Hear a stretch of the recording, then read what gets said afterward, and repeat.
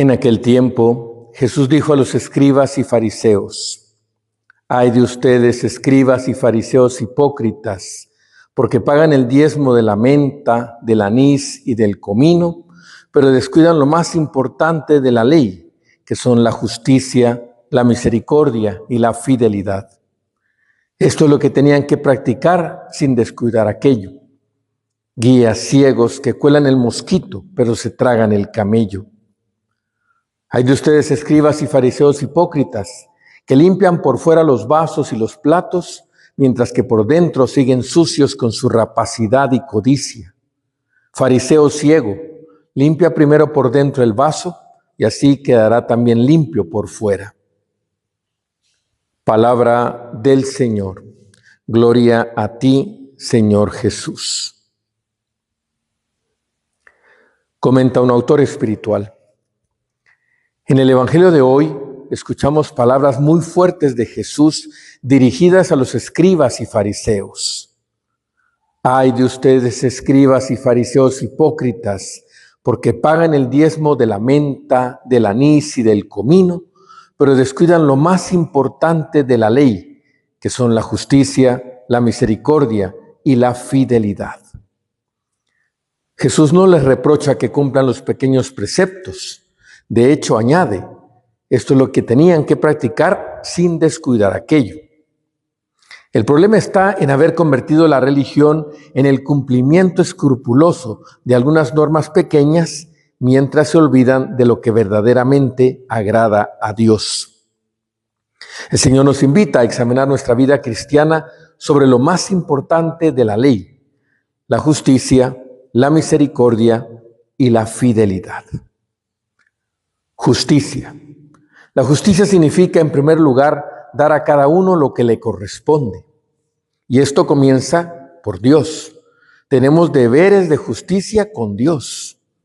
Reconocer que Él es nuestro Creador y nuestro Padre, darle el primer lugar en nuestra vida, amarlo, adorarlo, obedecer sus mandamientos y agradecerle todo lo que hemos recibido de sus manos. Pero la justicia se refiere también a nuestra relación con los demás.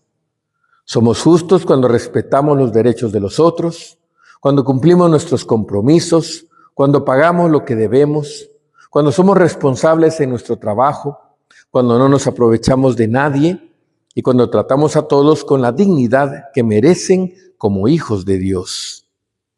La justicia nos obliga también a cuidar la buena fama de los demás. No sería justo exigir que respeten nuestro buen nombre mientras nosotros dañamos el de otros con críticas, murmuraciones o comentarios innecesarios.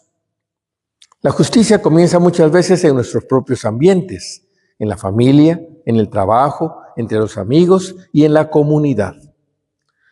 Podemos preocuparnos por grandes injusticias del mundo y, sin embargo, ser injustos con quienes tenemos más cerca, juzgando sin conocer, favoreciendo a unos y despreciando a otros, exigiendo mucho y agradeciendo poco, reclamando nuestros derechos mientras olvidamos nuestros deberes. Pero Jesús coloca significativamente juntas la justicia y la misericordia. No son enemigas. La misericordia no consiste en llamar bueno a lo que está mal, ni la justicia consiste en tratar con dureza al que ha fallado. El cristiano debe aprender a unir ambas: ser justo sin dejar de ser misericordioso y ser misericordioso sin dejar de reconocer la verdad y la justicia. Dios mismo nos enseña a hacerlo. Él conoce perfectamente nuestras faltas y llama pecado al pecado, pero nunca deja de buscarnos, esperarnos y ofrecernos su perdón. Misericordia. Cuando hablamos de misericordia, solemos pensar inmediatamente en hacer alguna obra buena, ayudar a alguien, perdonar una ofensa o socorrer una necesidad. Todo eso es necesario. Pero la misericordia comienza mucho antes. Comienza dentro del corazón, comienza en el pensamiento. Podemos hacer daño a una persona sin tocarla y sin decirle una sola palabra. Basta juzgarla interiormente, despreciarla, interpretar negativamente sus intenciones, alegrarnos de sus errores o recordar constantemente sus defectos. Cuánta falta de misericordia puede esconderse en nuestros pensamientos. A veces conocemos un defecto de una persona y terminamos mirando toda su vida desde ese defecto. Olvidamos sus cualidades, sus luchas, sus sufrimientos y todo el bien que hace. La reducimos a aquello que hizo mal. Pero Dios no nos mira así. Dios conoce perfectamente nuestras debilidades y sin embargo continúa amándonos. Dios conoce nuestros pecados, pero también conoce nuestras luchas. Conoce nuestras caídas, pero también nuestros deseos de levantarnos. Por eso necesitamos aprender a mirar a los demás como Dios los mira.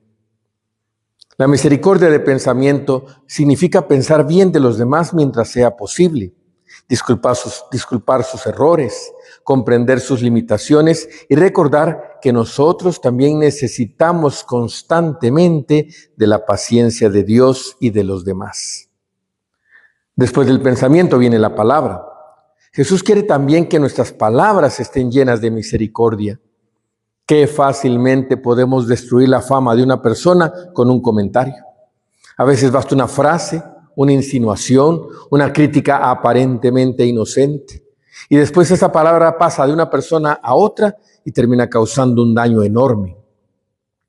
Un cristiano debería preguntarse frecuentemente, ¿cómo hablo de las personas cuando no están presentes? Es una pregunta muy importante para examinar nuestra caridad. No basta decir, pero si es verdad lo que dije, porque no todo lo verdadero necesita ser contado. Si aquello que decimos no ayuda, no corrige, no construye y solamente perjudica la fama del otro, muchas veces la caridad nos pedirá guardar silencio. Y hay otra misericordia de palabra todavía más hermosa, decir cosas buenas.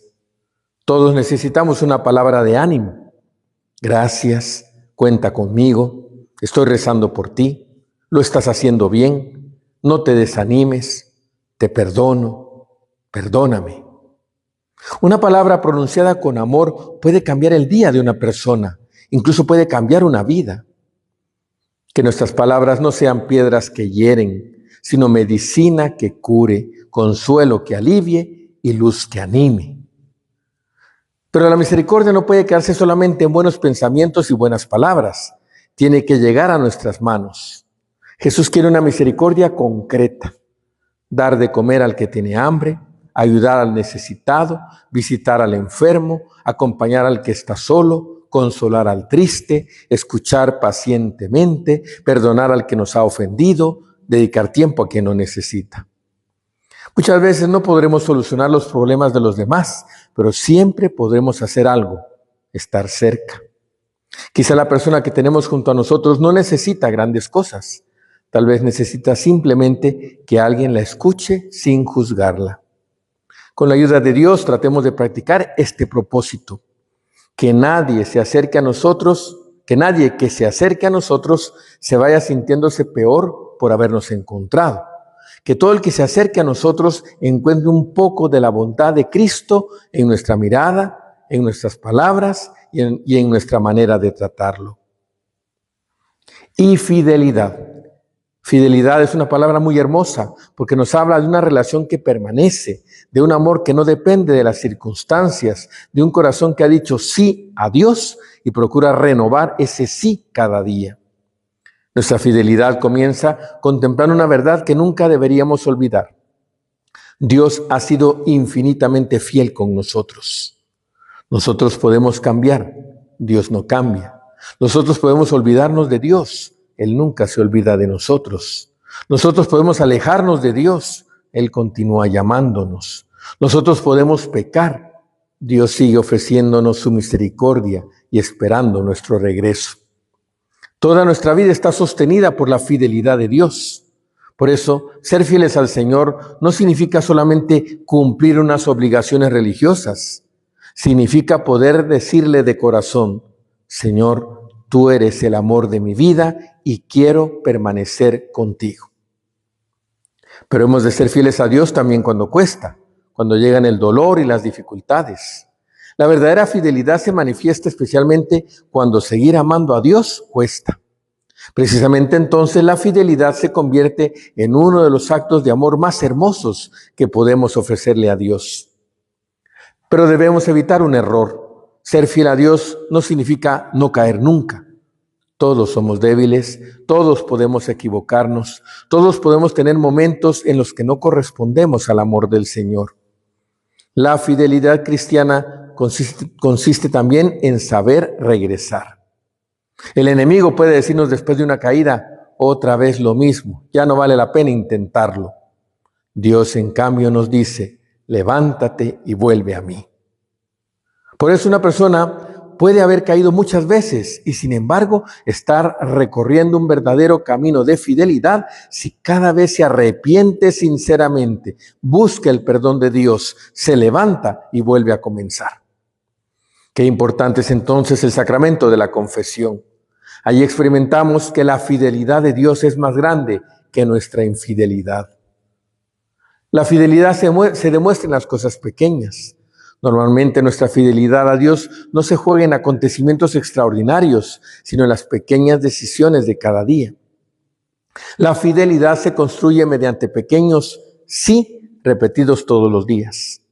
Quizá no tengamos ocasión de hacer grandes cosas por Dios, pero todos podemos decirle muchas veces durante la jornada, Señor, esto lo hago por ti, porque te amo y quiero serte fiel. La fidelidad de toda una vida se construye con pequeños actos de amor repetidos cada día. Que cada día le digamos de corazón al Señor, Jesús, quiero serte fiel hoy. Hoy, no mañana, no dentro de un año, hoy. Y mañana volveremos a decir lo mismo. Pidamos al Señor un corazón en el que se encuentren siempre estas tres grandes virtudes que Jesús nos recuerda hoy: justicia, misericordia y fidelidad.